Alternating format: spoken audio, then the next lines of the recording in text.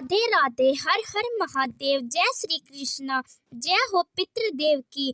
दोस्तों, हिंदू धर्म में पितृपक्ष का बहुत ज़्यादा खास महत्व होता है। ऐसा कहा जाता है कि पितृपक्ष के दौरान हमारे जो मृत पूर्वज होते हैं ना, वह पितृलोक से हमसे मिलने के लिए धरती पर आते हैं और अपने परिजनों के बीच में रहकर अन्न और जल को बड़े ही प्रेम से ग्रहण करते हैं। पितृपक्ष की महत्वपूर्ण बताते हुए स्वयं भगवान श्री कृष्ण ने भी कहा था कि पितृदेव हमारे घर में देवता के रूप में आते हैं, जो हमारे घर की रक्षा किसी कवच के समान करते हैं। ऐसे में जिन घरों में स्वयं पितृदेव खुश रहते हैं ना, उस घर में कभी कोई संकट भूल कर भी नहीं आता है, क्योंकि वह संकट आने से पहले ही पितृ उसे खुद के ऊपर हर लेते हैं। लेकिन अगर किसी घर में कोई पितृ दोष लगा होता है तो पितृ देवता उनसे नाराज हैं, तो उस घर में हमेशा लड़ाई झगड़ा, गृह क्लेश, धन की परेशानी और घर में बीमारियां और बहुत सारी समस्याएं बनी रहती है।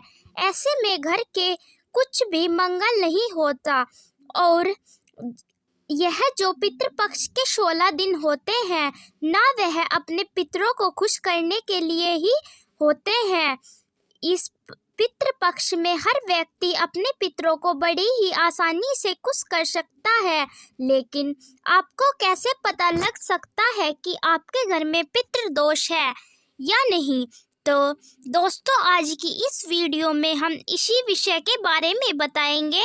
साथ ही आपको यह भी बताएंगे कि कैसे आप यह पता लगा सकते हैं कि आपके घर में पितृ दोष है या नहीं, किस तरीके से आपको लक्षण दिखाई देंगे, साथ ही क्या क्या उपाय करने होंगे। इस वीडियो में आपको पूरी जानकारी देंगे। साथ ही हम आपको एक ऐसा कार्य भी बताएंगे जिससे आपको पितृपक्ष में ज़रूर करना चाहिए।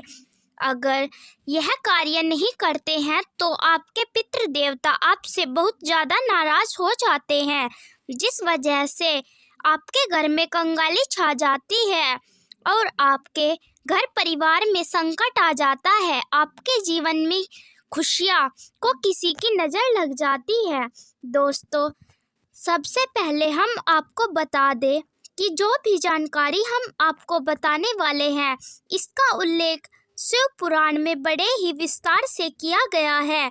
बस हम आपके सामने इसे आसान भाषा में रख रहे हैं, तो आइए जानते हैं इसे विस्तार से।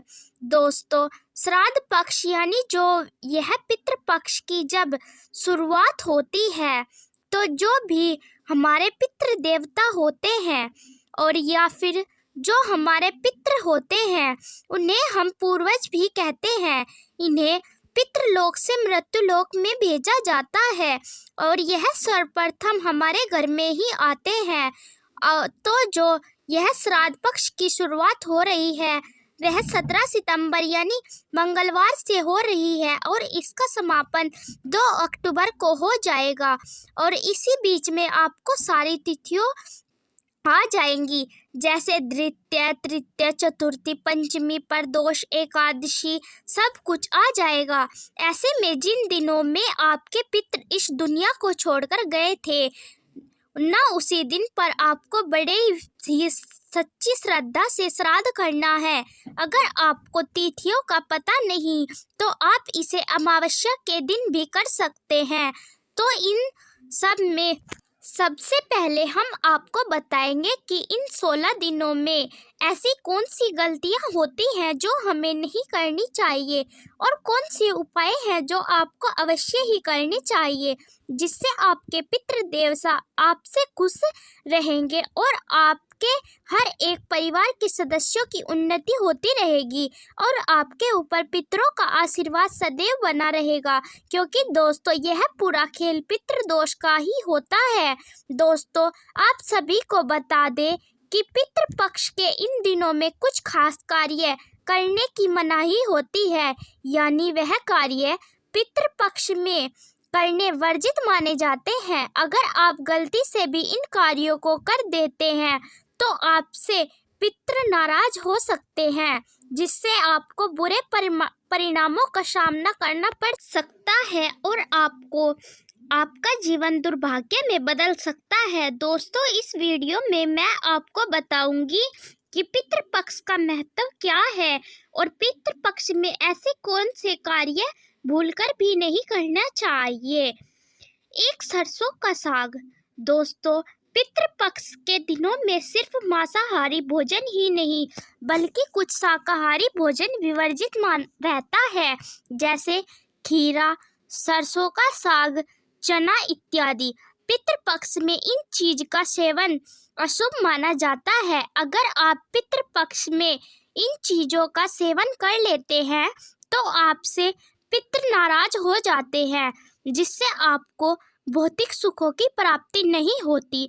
दोस्तों, मांगलिक कार्य। पितृपक्ष के दौरान मांगलिक कार्य भी नहीं करने चाहिए, जैसे विवाह, गृह प्रवेश, दुकान का मुहूर्त, सगाई आदि के तरह के मांगलिक कार्य करने वर्जित माने जाते हैं। साथ ही इस समय में कोई नया सामान भी नहीं खरीदना चाहिए। नंबर 2, सफ़ेद तिल। दोस्तों, श्राद्ध के दौरान तर्पण के लिए काले तिल का प्रयोग किया जाता है। इस दौरान भूलकर भी लाल या सफ़ेद तिल का इस्तेमाल न करें। साथ ही श्राद्ध करने के लिए लोहे के बर्तन का इस्तेमाल नहीं करना चाहिए, नहीं स्टील के बर्तनों का उपयोग करना चाहिए। इस दौरान आप पीतल के बर्तन में ही भोजन कर सकते हैं और तांबे के बर्तन में ही पानी पी सकते हैं। और दोस्तों, आपको इस बात का विशेष ध्यान रखना चाहिए कि श्राद्ध के लिए आप जो भोजन बना रहे हैं उसको न तो चखना चाहिए और न ही पहले खुद खाना चाहिए। दोस्तों, पितृपक्ष के दौरान गोवंश को न सताएं। दोस्तों, पितृपक्ष के इन दिनों में भूलकर भी गोवंश को परेशान नहीं करना चाहिए। आपके पूर्वज यानी पितृ आपसे नाराज हो सकते हैं, क्योंकि पितृ धरती पर जानवरों के रूप में आते हैं और आपको अपना आशीर्वाद प्रदान करते हैं। सबसे पहले बात कर लेते हैं कि पितृपक्ष की शुरुआत होती है न तो आपकी किन चीज़ों को अपने घर में नहीं लाना चाहिए, जिससे कि आपके पितृ आपसे बिल्कुल भी नाराज न हो। नंबर 3, तो सबसे पहले एक बात है, जिस फल से आगरा का पेठा बनता है, काफ़ी सारे लोग इसकी सब्जी भी बनाकर बड़े शौक से खाते हैं, पर इन गलतियों से भी आपको 16 दिनों के भीतर पितृपक्ष में अपने घर भूलकर भी नहीं लाना चाहिए और न ही इसकी सब्जी बनानी चाहिए। काफ़ी सारे लोग इसे कद्दू समझ लेते हैं, लेकिन यह कद्दू नहीं होता। कद्दू जैसा दिखाई जरूर देता है, लेकिन यह कद्दू नहीं है। अगर आपको इसकी सही पहचान करनी है तो आप जब भी इसके ऊपर हाथ लगाओगे तो आपके हाथ के ऊपर से सफ़ेद सा पाउडर की तरह जमा हुआ आपके हाथों पर बड़ी ही आसानी से चिपक जाएगा। इसे काफ़ी सारी भाषाओं में कुछ मंदा या फेंटे वाला फल भी कहा जाता है, तो आपको इसे गलती से भी या भूल कर भी अपने घर में नहीं लाना चाहिए। तो पहला काम तो आपको यही हो गया। आपको यह काम भूलकर भी नहीं करना है, जिसकी वजह आप कद्दू की जगह घर में बड़ी आसानी से बना सकते हैं, कोई दिक्कत नहीं। दूसरी चीज़ है नंबर 4, जब भी आप पितृ को भोजन परोसोगे, भोग लगाओगे, तब अपने पितृ देवताओं को गलती से भी भैंस के दूध की बनी हुई मिठाई या खीर काम में नहीं लेनी है। आपको सिर्फ गौ माता के दूध से बनाए हुए मिष्ठान बनाने चाहिए, वरना आपके पितृ देवता आपसे नाराज हो सकते हैं। दोस्तों, गोभी आप जानते हैं, आप फूल गोभी को तो बड़े ही आसानी से अपने घर पर खा सकते हैं, लेकिन हम पत्ता गोभी भी कहते हैं। इस पत्ता गोभी की सब्जी को भूलकर भी पितृपक्ष में नहीं बनानी चाहिए। इस चीज का आपको मुख्य रूप से ध्यान रखना है। दोस्तों, तुरई की सब्जी आपको जरूर बनानी चाहिए, जिसे कर्ती वगैरह भी कहा जाता है। आपको पितृपक्ष में देवताओं को बहुत ही ज्यादा शांति मिलती है और वह आपसे बहुत ज्यादा खुश होते हैं, वह प्रसन्न होते हैं और आपके परिवार की उन्नति करते हैं और आप पर अपना आशीर्वाद बनाए रखते हैं। पहले काम तो यह हो गया कि आपको कौन सी चीजें दूर रहना है, और हमने जो यह 3 चीजें बताए हैं उसे गलती से भी भूलकर भी मत लेकर आना। अब यह जान लेते हैं कि घर में पितृदोष होने पर कैसे लक्षण दिखाई देते हैं। जब किसी घर में पितृदोष लगता है तब घर में बीमारियों का डेरा हो जाता है। परिवार के सदस्य हमेशा अस्वस्थ बने रहते हैं। किसी न किसी व्यक्ति का कोई न कोई बीमारी लगी रहती है। वैवाहिक जीवन में सदैव तनाव बना रहता है। पति पत्नी के बीच आए दिन झगड़े होते रहते हैं।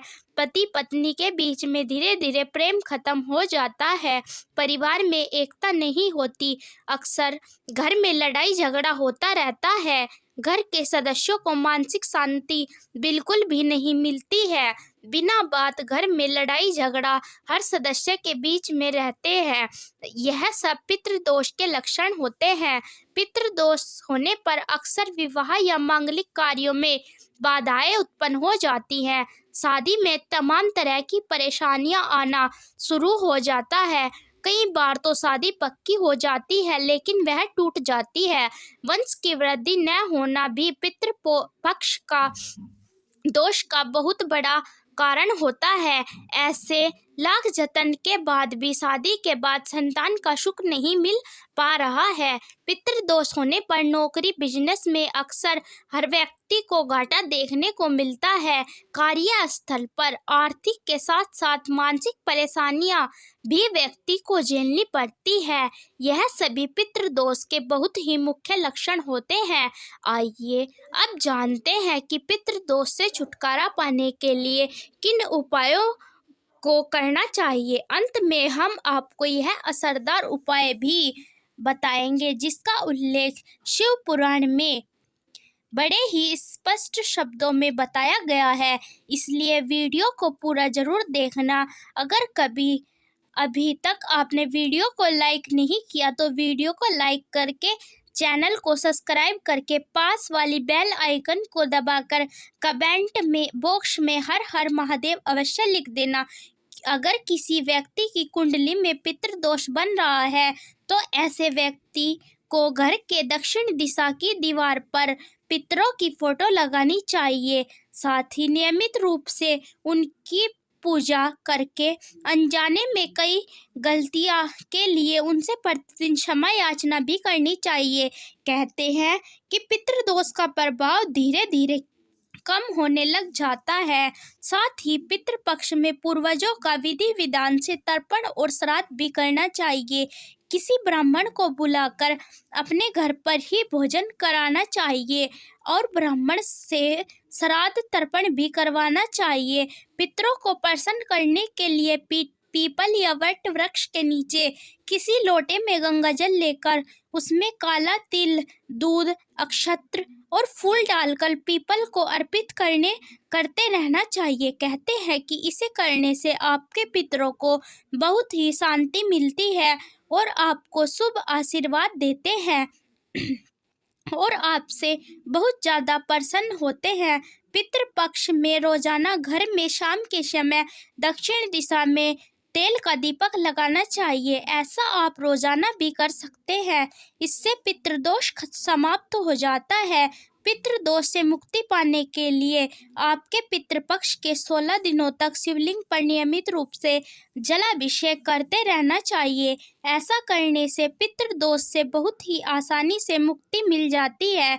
इसके अलावा जीवन में आ रही तमाम समस्याओं से अगर आप छुटकारा पाना चाहते हैं और धन का आगमन होना ऐसा चाहते हैं तो पितृपक्ष में जरूरतमंदों को भोजन अवश्य कराना चाहिए और गरीब कन्या के विवाह में भी पितृदेव हमसे बहुत ज़्यादा खुश होते हैं और हमें सदैव सफलता की कामना के लिए आशीर्वाद देते हैं और पितृदोष शांत होने लगता है। चलिए अब जानते हैं सबसे असरदार उपाय के बारे में, जिसका जिक्र स्वयं शिव महापुराण में बड़े ही स्पष्ट शब्दों में बताया गया है। पितृपक्ष के दौरान सबसे पहले आपको एक कटोरी में चावल, बेलपत्र और दुर्वा बांधकर पानी के घड़ी के पास रख देनी है। ऐसा कहते हैं कि ऐसा करने से पितृदोष से मुक्ति मिल जाती है। इतना ही नहीं, पितृ भी अपने लोगों से खुश रहते हैं और आपके जीवन में तमाम समस्याओं और तमाम संकटों को बड़ी ही आसानी से दूर करने में बहुत बड़ी मदद करते हैं।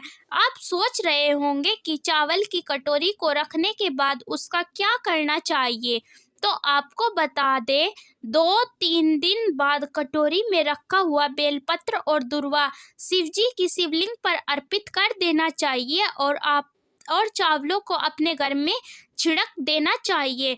तभी आपको इस उपाय का फायदा देखने को मिलेगा। मित्रों, यह थे पितृदोष से छुटकारा पाने में बहुत ही ज़्यादा असरदार सरल उपाय। हम आशा करते हैं कि आपको उपाय समझ आया होगा। पितृपक्ष में पितरों की कृपा पाने के लिए ब्रह्म गायत्री मंत्र का भी जप अनुष्ठान आपको जरूर करवाना चाहिए या फिर खुद करना चाहिए। दोस्तों, प्रतिदिन पितृ सूक्त के पितृ गायत्री का संपूर्ण सलाट लगाकर के अधिक से अधिक पाठ करवाना चाहिए या फिर खुद ही कर लेना चाहिए। वैसे 108 पाठ में अनुष्ठान की पूर्णता होती है।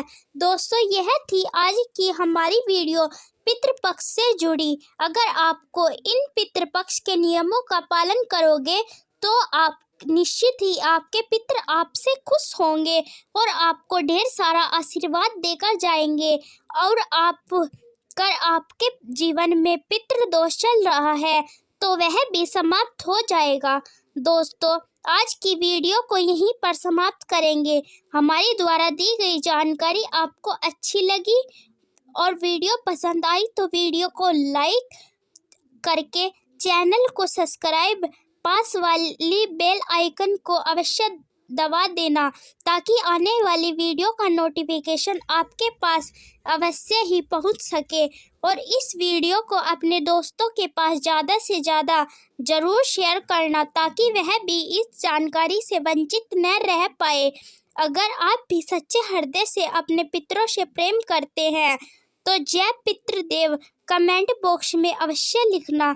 यहाँ तक बने रहने के लिए आपका बेल आइकन को अवश्य दबा देना ताकि आने वाली वीडियो